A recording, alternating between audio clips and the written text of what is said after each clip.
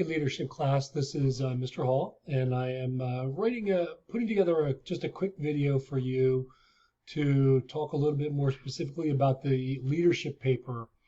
There's been a number of students that have reached out with some questions regarding the leadership paper, so I just wanted to clarify a little bit more about what was involved in that assignment. So if you look on your screen right now, I have this posted on our course page. So if you look under our course page, under 220, you will scroll down under assignments and learning materials. And if you scroll closer to the bottom, you'll see this is the leadership paper, and then we'll talk about the rubric real quickly as well.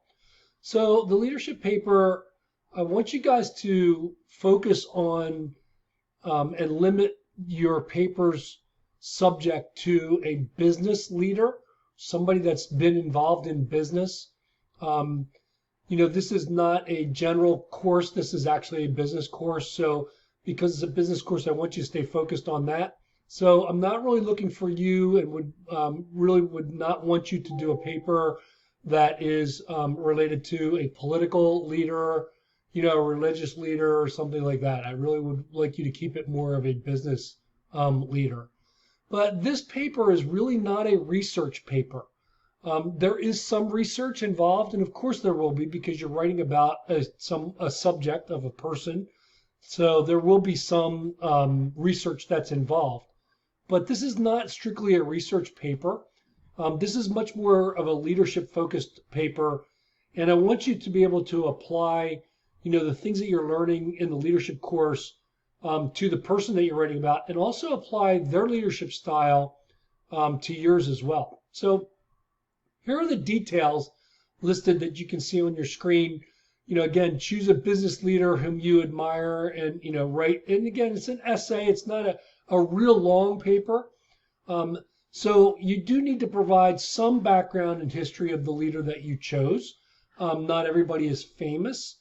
And it can be somebody locally in your life as well that is a business person. So if you are interested in doing someone that you work with, or somebody who has a business that you're familiar with that you want to do, that's fine as well. So in that area of the paper, the background and history of the leader, you do need to do some research, and again, make sure that you are providing proper citation of where the sources are in which you get information. So anytime you put any information about the person that you're writing about, in a historical context, you need to make sure that you're providing proper citation. That means that you're doing citation in the body of the work, and then also that you're doing it on a reference page at the end of the paper as well. The next part of it, though, and I want you to keep the background and history to just a very quick overview. Please don't go into too much detail about the subject that you're writing, because it's really not about their life. That's not really what you're really writing about. What you're really focusing on are the next parts of the paper that you can see on your screen. Number 2, what type of a leader are they? Based on the materials that you're reading and learning and the videos that you're seeing in the context of the course. So what type of a leader are they? And some of those traits can be very positive, some can be quite negative as well. So analyze the person that you've selected on their leadership style. What is it that made them a leader? And and make sure that you are applying that directly to the course materials. So I want you to reference the course materials when you're making assessments of what type of a leader they are. The third part of this paper is, why did you choose them as the subject of your paper?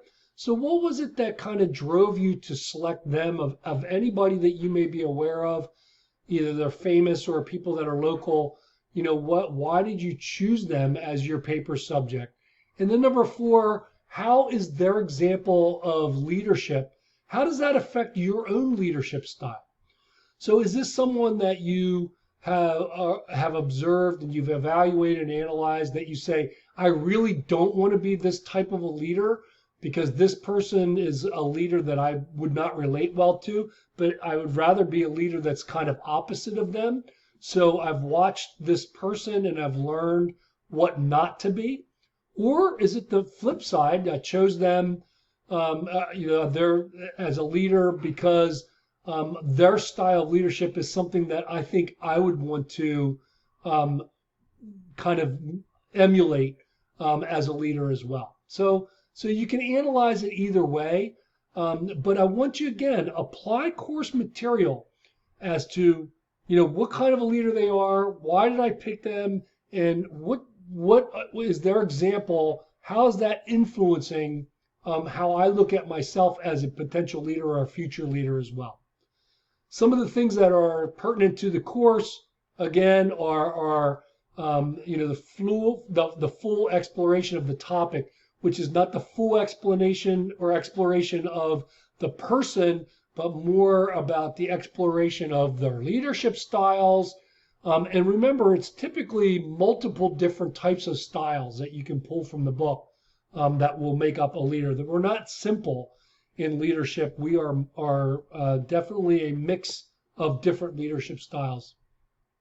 How much did you apply the course material to the subject? Were you accurate in your in your self-reflection in the leadership style? And again, looking for about 4 to 8 pages. 4 is pretty light. I'm finding most students are doing about 7 or 8 pages, so kind of shoot for that. How organized, how neat is it? I am looking for grammar. Guys, you got to really work on your grammar. Grammar is very, very important, so have someone edit it for you. Use the software that you can use to make sure that your spelling is correct. Use business language. Don't use slang language because that doesn't really equate to someone who is business minded. So do you have titles and subtitles so that things are organized as well? And then are you properly referencing as well? The second part is the rubric. The rubric is right here. Again, this is a rubric that was developed by the library that we use for most of the papers in the college. Again, was there some kind of a reasonable introduction? So you should introduce the subject of your paper a little bit. And so, do you do well with that? Is your information good quality? Have you provided evidence, which again is citation and referencing?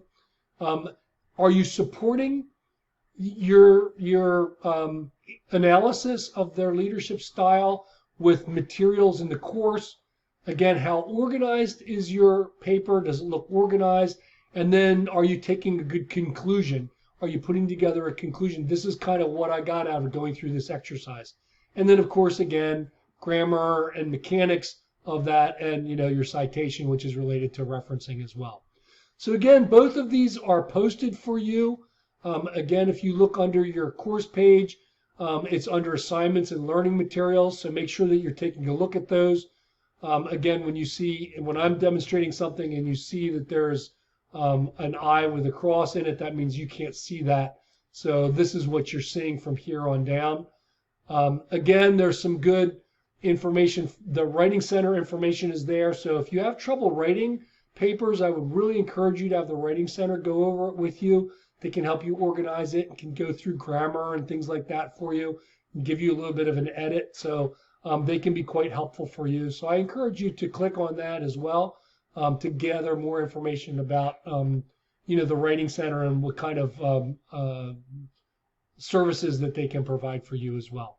So again, I hope that clarifies the paper and the writing of the paper. Again, it's not due quite yet, but I think it's time to start thinking about it, maybe start working on it a little bit so that you're not overwhelmed near the end of the semester when it's due. Hope you're doing well, and we'll talk to you again in the next chapter lecture.